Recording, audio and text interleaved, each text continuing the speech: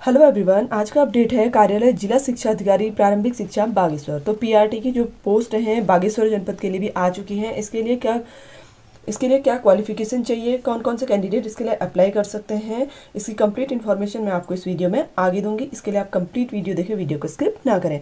तो फ्रेंड्स देखिए, सबसे पहले हम बात कर लेते हैं यहाँ पर नंबर ऑफ पोस्ट की। तो देखिए बागेश्वर जनपद के अंतर्गत 45 पद दिए गए हैं, जिसमें देखिए अनुसूचित जाति के लिए 7 पद, अनुसूचित जनजाति के लिए 2, अन्य पिछड़ा वर्ग के लिए 5, आर्थिक रूप से कमजोर वर्ग के लिए 4 और सामान्य के लिए 20, दिव्यांगजन बैकलॉग सहित 7 पद दिए गए हैं। तो टोटल यहाँ पर 45 पद दिए गए हैं। अब इसके लिए क्या क्वालिफिकेशन है, कौन कौन से कैंडिडेट इसके लिए अप्लाई कर सकते हैं, वो हम देख लेते हैं। पहला पॉइंट है, भारत में विधि द्वारा स्थापित विश्वविद्यालय से स्नातक की उपाधि आप निर्धारण की हो। सहायक अध्यापक प्राथमिक के पद पर भर्ती हेतु विज्ञापित पदों पर 50% पद साइंस ग्रुप के कैंडिडेट के लिए होंगे और 50% पद जो है आर्ट्स ग्रुप के कैंडिडेट के लिए होंगे। तो देखिए ये जो 50% पद हैं साइंस ग्रुप के, ये भी डिवाइड रहेंगे। ऐसे कैंडिडेट जिनकी ग्रेजुएशन में देखिए भौतिक विज्ञान और गणित यानी कि फिजिक्स और मैथ्स है, उनके लिए इसमें 40% सीट रिजर्व रहेंगी। इसी तरीके से ऐसे कैंडिडेट जिनकी केमिस्ट्री, बॉटनी और जूलॉजी सब्जेक्ट ग्रेजुएशन में रहे हैं, उनके लिए भी 40% सीटें रिजर्व रहेंगी। और बाकी के जो 20% पद हैं, जैसे देखिए कोई कैंडिडेट एग्रीकल्चर से ग्रेजुएशन किया हुआ है, आईटी से किया हुआ है, उनके लिए यहाँ पर 20% पद आरक्षित रहेंगे।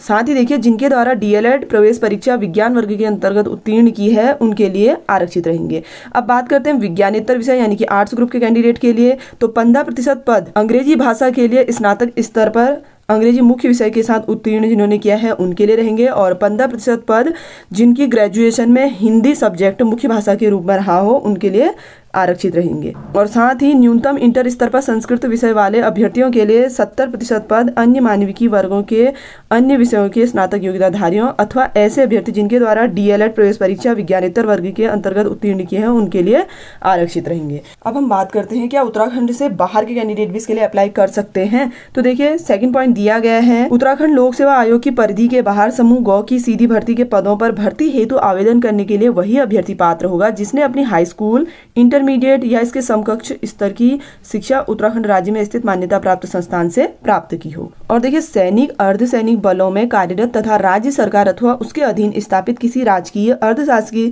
संस्था में नियमित पदों पर नियमित रूप से नियुक्ति कार्मिकों एवं केंद्र सरकार अथवा केंद्र सरकार के सार्वजनिक उपक्रम में नियमित पदों पर नियमित रूप से उत्तराखंड में कार्यरत ऐसे कर्मी जिनकी सेवाएं उत्तराखंड से बाहर स्थानांतरित नहीं हो सकती हों तथा राज्य के स्थायी निवासी हों, आजीविका हेतु राज्य के बाहर निवासरत हैं, तो उनके पुत्र पुत्री समूह गौ के पदों के लिए आवेदन कर सकते हैं। तो देखिए यहाँ पर दिया गया है, अगर आप उत्तराखंड के स्थायी निवासी हैं और आप अपनी आजीविका के लिए कहीं बाहर रहते हैं और आप इसके लिए अप्लाई करना चाहते हैं, तो आप इसके लिए आवेदन कर सकते हैं। नेक्स्ट पॉइंट है, राज्य के किसी भी जिला प्रशिक्षण संस्थान, जिला संसाधन केंद्र से प्रारंभिक शिक्षा शास्त्र में द्विवर्षीय डिप्लोमा डीएलएड, जिसे पूर्व में उत्तराखंड राज्य में बीटीसी के नाम से जाना जाता था।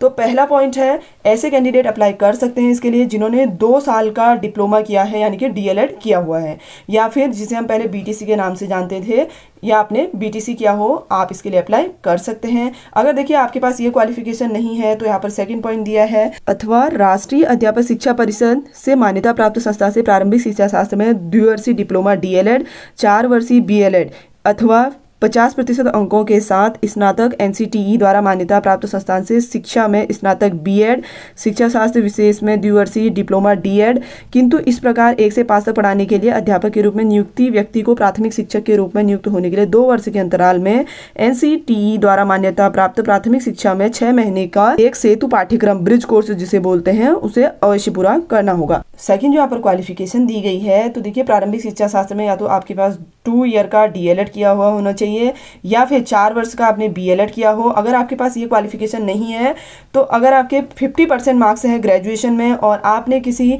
मान्यता प्राप्त एनसीटीई संस्थान से बीएड किया हुआ है, तो आप इसके लिए अप्लाई कर सकते हैं। साथ ही जब आपका इसमें सिलेक्शन हो जाएगा, तो आपको 6 मंथ का ब्रिज कोर्स करना भी कंपलसरी होगा। नेक्स्ट यहाँ पे दिया है, राष्ट्रीय अध्यापक शिक्षा परिषद द्वारा निरूपित मार्गदर्शी सिद्धांत के अधीन राज्य सरकार या केंद्र सरकार द्वारा आयोजित अध्यापक पात्रता परीक्षा प्रथम यानी कि यूटेट या फिर सीटेट 1st to 5th आपका क्वालिफाई होना कंपलसरी है। और साथ ही देखिए आपका उत्तराखंड के अंतर्गत किसी भी सेवायोजन कार्यालय में आपका पंजीकरण होना अनिवार्य है। अगर आपने अभी तक पंजीकरण नहीं किया है तो जब तक फॉर्म फिल करने की डेट है तब तक आप इसमें पंजीकरण कराकर अपना फॉर्म फिल कर सकते हैं। अब हम बात करते हैं एज लिमिट की। तो देखिए, एज लिमिट 1 जुलाई 2021 के अकॉर्डिंग आपको कैलकुलेट करनी है।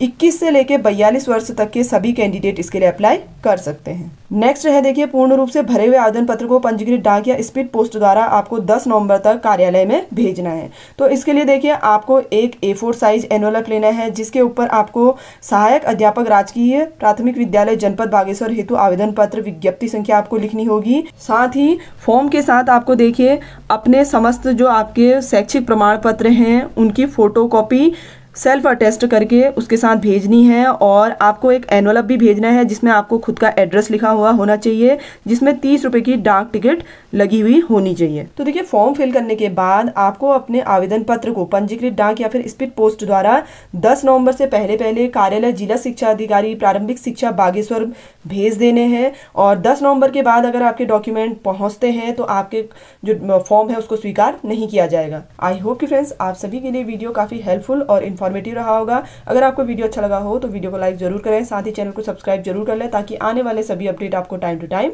मिलते रहें। तो मिलते हैं आपसे एक नई वीडियो में एक नए टॉपिक के साथ। तब तक के लिए धन्यवाद।